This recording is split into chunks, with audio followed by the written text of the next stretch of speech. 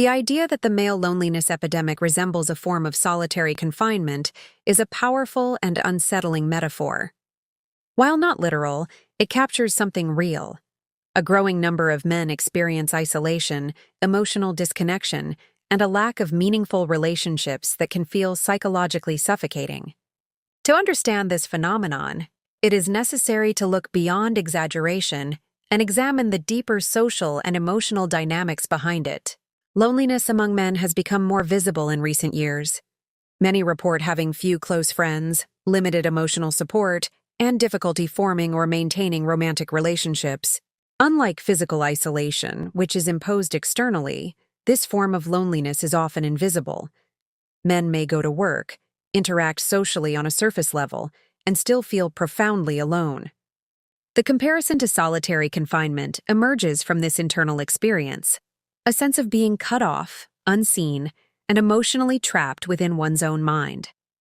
One contributing factor is the way masculinity has traditionally been defined. Many men are raised with the expectation to be strong, self-reliant, and emotionally restrained. Vulnerability is often discouraged, leaving them without the tools to express distress or seek support. As a result, even when connections are available, they may struggle to access them on a deeper level. Over time, this creates a feedback loop. Emotional suppression leads to isolation, and isolation reinforces further withdrawal. Modern social structures have also played a role. In the past, community, family, and shared responsibilities often provided built-in networks of connection. Today, increased mobility, digital interaction, and individualistic values have weakened these structures. While technology allows constant communication, it does not always translate into meaningful connection. For some men, online interaction replaces rather than supplements real relationships, intensifying the sense of isolation. Romantic relationships, which many men rely on as their primary source of emotional intimacy, have also become more complex. Changing expectations, shifting gender roles, and evolving dating norms can make it harder to form stable partnerships. When men struggle in this area, they may find themselves without alternative support systems, amplifying the feeling of being alone. However, describing this experience as equivalent to solitary confinement has its limits. Solitary confinement is an extreme, externally imposed condition with severe psychological consequences. Male loneliness, while deeply painful, is shaped by a combination of personal, cultural, and structural factors. Unlike imprisonment, it is not entirely without avenues for change, even if those avenues may feel difficult or unclear. Addressing male loneliness requires both societal and individual responses. On a societal level, there is a need to redefine masculinity in a way that allows emotional openness without stigma, encouraging male friendships, normalizing vulnerability, and creating spaces where men can connect meaningfully are essential steps. On an individual level, men may need to actively develop communication skills, seek out communities, and invest in relationships beyond romantic ones. Importantly, the solution is not found in blame, whether directed at society, women, or men themselves, but in understanding and adaptation. Loneliness is not a moral failing. It is a human condition that emerges when connection is lacking. Recognizing this can shift the focus from resentment to constructive change. In conclusion, while the comparison to solitary confinement is metaphorical, it reflects a genuine emotional reality for many men. The male loneliness epidemic is a complex issue rooted in cultural expectations, social changes, and personal habits. Addressing it requires empathy, effort, and a willingness to rethink how connection, masculinity, and relationships are understood in the modern world. The phrase male loneliness epidemic has become a cultural flashpoint, often evoking images of isolated men scrolling through screens in quiet apartments, disconnected from friends, family, and romantic partners. The analogy to solitary confinement captures something visceral. Prolonged isolation doesn't just feel bad, it erodes mental and physical health in profound ways. Solitary confinement in prisons is known to cause anxiety, depression, cognitive decline, hallucinations, and increased risk of self-harm, effects backed by decades of psychological and neurological research. Chronic loneliness in the general population produces strikingly similar outcomes: elevated cortisol levels, inflammation, weakened immune function, higher risks of heart disease, dementia, depression, and premature death. The U.S. Surgeon General's 2023 advisory on the broader loneliness epidemic equated its health risks to smoking 15 cigarettes a day. Is the suffering real for many men? Yes. But framing it as a uniquely male epidemic akin to mass solitary confinement requires nuance. Data shows loneliness and social isolation are widespread problems affecting both genders, with important differences in how they manifest, particularly in friendships and emotional support networks, rather than a simple story of men uniquely locked away while others thrive. The data: isolation trends and gender patterns. Surveys consistently reveal a friendship recession that has hit men's social circles harder in some metrics. In 1990, 55% of American men reported having at least 6 close friends. By 2021, that had fallen to 27%. The share of men with no close friends rose from 3% to 15% over the same period, a 5-fold increase. Young men under 30 have been particularly affected, with some reports indicating around 15-28% lacking close connections. Men also report lower frequency of emotional support from friends, about half as often as women in some studies, and are less likely to say, "I love you" to friends or turn to them during tough times. Self-reported loneliness rates, however, tell a more balanced story. Recent Pew Research 2025 found roughly equal shares: 16% of men and 15% of women feel lonely or isolated, all or most of the time. Other analyses show minimal or no statistically significant gender gap overall. Among younger adults, 15-34, Gallup data indicated 25% of men felt lonely a lot the previous day versus 25% of women. But teen surveys sometimes reverse this, with girls reporting higher rates. Broader trends point to rising loneliness across age groups since the early 2000s, accelerated by the pandemic, smartphones, social media, declining civic participation, and shifts in work and living arrangements. Non-college educated men and never-married individuals often show higher isolation. Men do appear more likely to be socially isolated in objective terms: time spent alone, lack of group belonging, and less inclined to seek help or maintain frequent contact.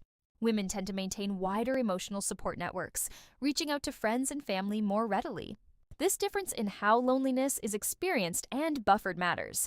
Men's networks have shrunk more dramatically in quantity of close ties, while reported subjective loneliness converges. Causes: beyond a simple narrative. Multiple overlapping factors contribute: decline in third places and shared activities. Fewer men participate in churches, unions, sports leagues, or community groups that once fostered low-stakes male bonding. Work, commuting, and digital entertainment fill the void. Technology and screens. Social media offers parasocial substitutes: likes, streams, games, but often displaces in-person interaction. Young men in particular spend more time online in solitary or competitive digital spaces. Changing social norms and expectations. Traditional masculinity emphasized stoicism, self-reliance, and emotional restraint. Big boys don't cry. This can discourage vulnerability with other men, making deep friendships rarer. Boys are socialized differently, less emphasis on emotional literacy compared to girls. As a result, many men rely heavily on romantic partners, if they have one, for emotional intimacy, creating fragility when single. Demographic and economic shifts. Rising singlehood, especially among young men, delayed marriage, lower workforce participation for some groups, and geographic mobility disrupt natural social formation. Dating market imbalances and cultural changes in gender roles play a role for some, but blaming feminism or women broadly misses the point. Loneliness predates modern movements and affects partnered people too. Broader societal atomization. This isn't male-specific. Robert Putnam's Bowling Alone documented declining social capital decades ago. Post-industrial life, individualism, and the erosion of institutions hit everyone. But men's traditional pathways to connection, e.g., male-dominated workplaces or hobbies, have transformed faster in some cases. The solitary confinement analogy overstates the universality. Most men are not in total isolation. Many have acquaintances, family, or online ties.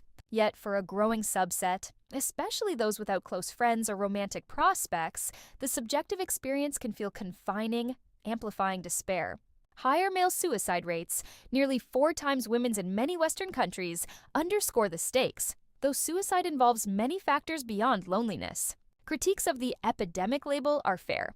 Some narratives weaponize it to blame women, modernity, or society, while downplaying personal agency or men's own patterns, e.g., less effort in maintaining friendships, higher rates of emotional suppression. Loneliness isn't zero-sum. Women's networks aren't immune to strain either. Over-focusing on gender can obscure the universal human need for connection in an increasingly fragmented world. Consequences and the solitary confinement parallel. Chronic isolation does mimic aspects of solitary confinement. Without regular, meaningful contact, people experience mental health deterioration, anxiety, depression, distorted thinking. Physical toll, sleep disruption, weakened immunity, cardiovascular strain. Behavioral loops, withdrawal reinforces isolation. Digital escapism provides temporary relief but deepens the hole. For men, this can intersect with purpose voids. Traditional male roles, provider, protector, have shifted without clear replacements for many. The result? Higher risks of substance abuse, disengagement, or, in extremes, resentment channeled online. Yet data shows loneliness correlates with poor outcomes across genders. The male story stands out more in friendship decline and help-seeking reluctance than raw prevalence. Pathways forward. No one is owed friendships or romance, but societies function better when people build them. Solutions shouldn't frame men as passive victims. Rebuild male friendships intentionally. Shared activities work best. Sports, volunteering, hobby groups, skills workshops, where bonding happens side by side before deep talk. Men can practice gradual vulnerability without performative weakness. Initiatives like men's circles or third places, cafes, clubs, help. Cultural shifts on emotional literacy. Encourage boys and men to develop language for feelings and seek support without pathologizing stoicism entirely. Resilience has value. Therapy, peer groups, and role models who demonstrate balanced strength matter. Reduce digital substitution, limit passive scrolling, prioritize in-person time. Communities can invest in accessible public spaces and events. Address root enablers, promote purpose through work, family formation, where desired, and civic life. Economic stability and skill building reduce barriers to engagement. Personal agency. Reach out first. Schedule regular friend appointments. Join purpose-driven groups. Small risks compound. Most people respond positively to genuine outreach. Loneliness isn't destiny. Humans are wired for connection. Evolution favored social cooperation. The epidemic reflects real pain for many men and others in a disorienting era, but equating it wholesale to solitary confinement risks exaggeration that hinders practical fixes. Men can lead by rebuilding brotherly bonds on their own terms, through action, not accusation. Broader society benefits when both genders strengthen their networks rather than outsourcing intimacy or assigning blame. Connection is a skill and a choice, available even in fragmented times.